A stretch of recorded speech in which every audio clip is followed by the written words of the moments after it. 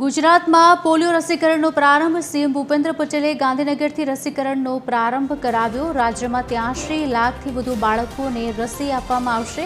32,997 polio booth પર રસી આપવામાં આવશે।